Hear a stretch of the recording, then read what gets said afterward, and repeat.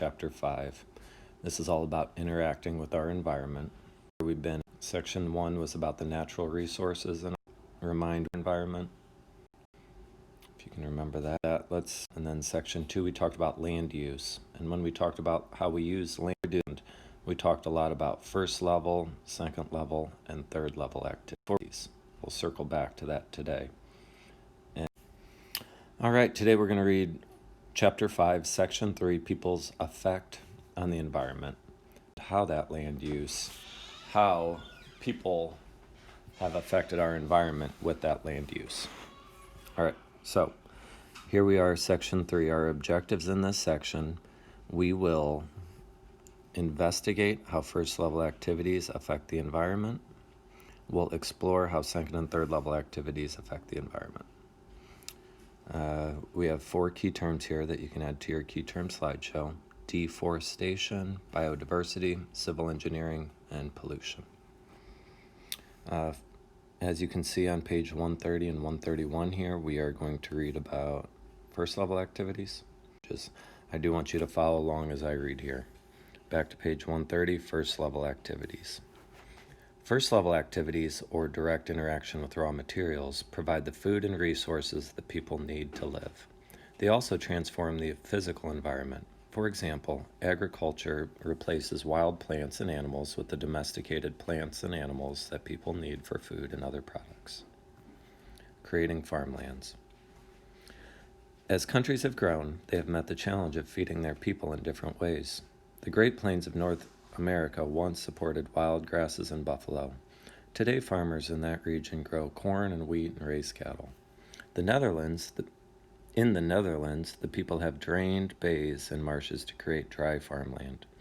While creating new farmland destroyed wild grassland and wetlands, the new land has fed millions. And here you got a picture of a rancher in Manitoba, Canada. All right, now for environmental challenges, page 131. Agriculture and forestry and fishing provide food and resources that people need to live.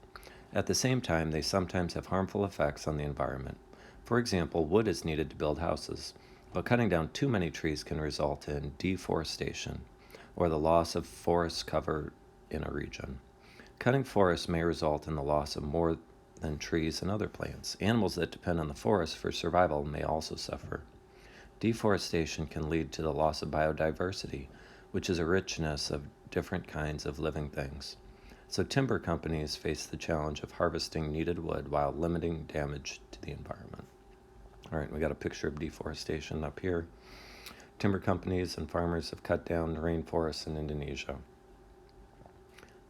Deforestation can also be caused by forest fires, as we've seen lately in the western United States, and as we've read about down in the Amazon.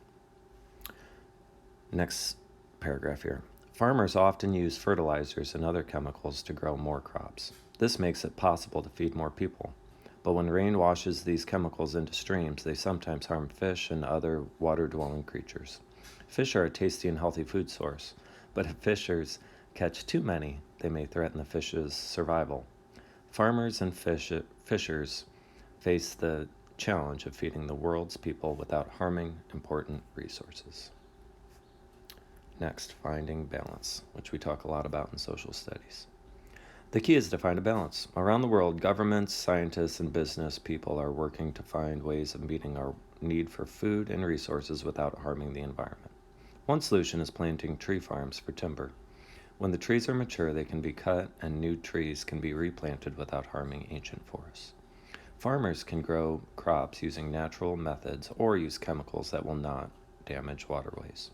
Fishers can limit their catch of endangered fish and harvest fish that are more plentiful. Then on page 132, there's a little side section on the hybrid car, which we may talk about more in class another day. And then page 133, we're going to read about second and third level acting, 4 pages. All right. Page 132 talks about the hybrid, things like Priuses. We'll skip that for now. Page 133, second and third level activities. Over the years, industry or second level activities and services or third level activities have formed deserts, prairies, woodlands, and marshes.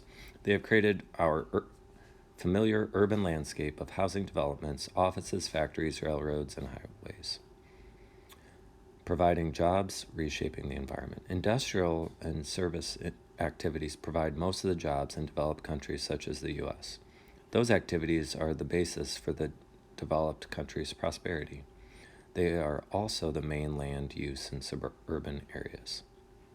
The main purpose of some of these activities is to change the environment. Civil engineering is technology for building structures that alter the landscape, such as dams, canals, roads, and bridges. Dams create reservoirs that cover large areas with water. They also provide water for farms and cities and protect areas downstream from flooding. Other industrial and service activities have side effects on the environment. For example, shopping malls require large areas to be paved for parking.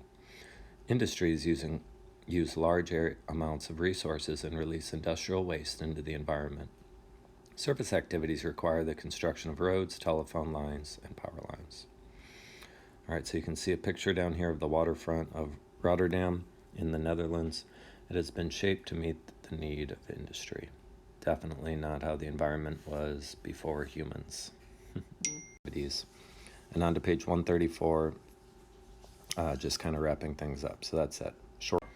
All right, on to page 134, environmental challenges. Industry is not the only source of pollution, waste that makes the air, soil, or water less clean.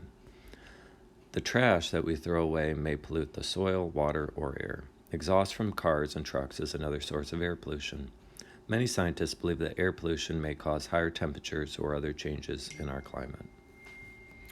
Finding solutions. Working together, scientists, governments, businesses, and ordinary people can find solutions to these problems. One solution is to use more fuel-efficient vehicles, such as hybrid cars. Vehicles that burn less fuel create less air pollution. Renewable energy sources, such as solar power and wind power, can also reduce the need to burn fuels that pollute the air.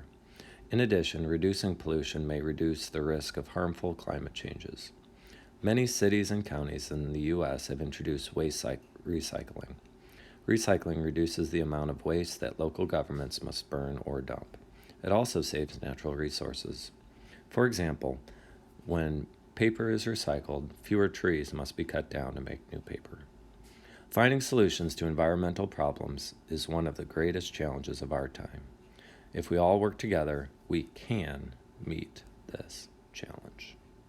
All right, and then here we have a picture of 7th graders in Syracuse, New York, sorting to recycle. All right, that is chapter 5, section 3.